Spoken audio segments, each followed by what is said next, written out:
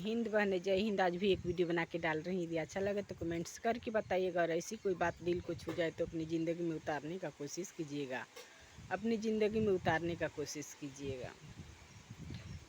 देखिए, आज मैं बहुत खुश हूँ, बहुत खुश हूँ। आशा करती हूँ कि आप लोग भी खुश होंगे, आप लोग भी खुश होंगे। जिस भगवान ने मेरे को इतना ज़्यादा खुशी दी है, उस भगवान को दिल से धन्यवाद देती हूँ, दिल से धन्यवाद देती हूँ। देखिए, आज मैं एक महात्मा बुद्ध की कहानी कथा सुना रही हूँ। मेरे को बुक से बहुत लगाव है, महात्मा बुद्ध के उपदेशों को लालच शब्द का मैं महात्मा बुद्ध के विचारों को ही प्रस्तुत करना चाहती हूँ। ये हमारा विचार नहीं है, हमारे में है क्या जो हम प्रस्तुत करेंगे। बहुत सारे महापुरुष या विदुषी महिलाएं हैं जिनके विचार को हम यहाँ पे रखते हैं, उनसे सीखते हैं, अपने जीवन में उतारते हैं, फिर मैं आप लोग के साथ शेयर करती हूँ। तो लालच शब्द का मैं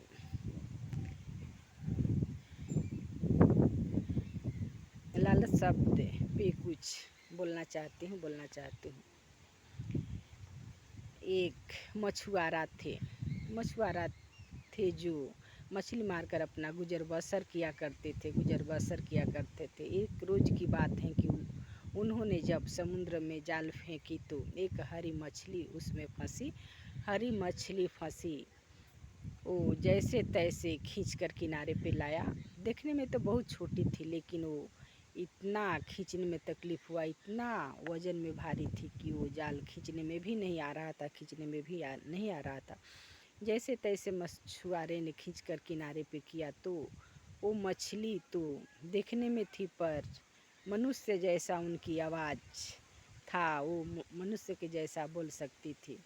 उस मछुआरे से बोली कि देखो, मेरे को छोड़ दो, मेरी जीवन की दान दे दो तो मैं आप पे बहुत कृपा प्रदान करूँगी। उनको वो जैसे तैसे अपने भाव के अनुसार उनको समझा और उनको छोड़ दिया, उस मछली को छोड़ दिया। फिर उसी में तो और वो मछली बोली कि जो आपकी इच्छाएं हैं वो हमारे सामने प्रस्तुत कीजिए, मैं उस इच्छा को पूरा करूँगी।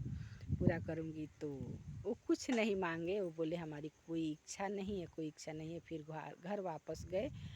उनकी पत्नी ने उनसे पूछी कि आपने क्या लाए हैं, तो वो सारी घटनाएं बताई कि ऐसी ऐसी बात हुई। तो उनकी पत्नी ने उस पर गुस्सा की और डांट लगाई, बोली कि आज भाग खुलने वाला था तो वो भी आप खो चुके। फिर वापस उनको भेजी और बोली कि जाकर मछली से हमारे लिए खाने का कुछ मांगिए।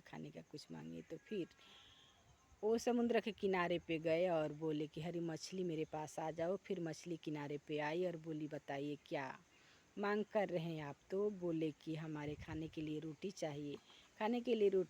फिर रोटी, वो बोले ठीक है, तथास्तु, जाइए, वैसा ही होगा। फिर घर वापस लौटे तो रोटी का ढेर लगा हुआ था। फिर उनकी बीवी की लालच आगे बढ़ी और वो घर की इच्छा प्रकट की, वो अपनी सुंदरता की इच्छा प्रकट की। ऐसे सारी इच्छाएं उनकी पूरी होती गई। लास्ट में उन्होंने और ज़्यादा उनको लालच हुआ और बोली कि यदि एक मछली मेरी इतनी सारी कामनाएं को पूरी कर सकती हैं तो समुद्र में ऐसी कितनी मछलियां होगी जो हमारी बहुत सारी इच्छाएं पूरी कर सकती हैं और मैं इस संसार में आनंदित रहूँगी। तो देखिए, संसारिक भोगों को भोग कर कोई सुखी नहीं रहता। मेरे हिसाब से सब किसी का अपना अपना भाव है, अपना अपना हिसाब है, लेकिन मेरे को ऐसा लगता है कि संसारिक इच्छाएं को पूरी करके कभी किसी ने खुश नहीं रहते और वो इच्छाएं पूरी भी नहीं होती। एक के बाद एक प्रबल इच्छाएं आती ही रहती हैं। तो हमें सोच समझ कर इच्छाएं को पूरी करनी चाहिए। तो लास्ट में उनको यही लालच हुई कि मैं यदि सारी ऐसी मछलियों को अपने बस में कर लेती तो शायद मेरी बहुत सारी इच्छाएं पूरी हो सकती हैं। तो वो बोली कि लास्ट में जाकर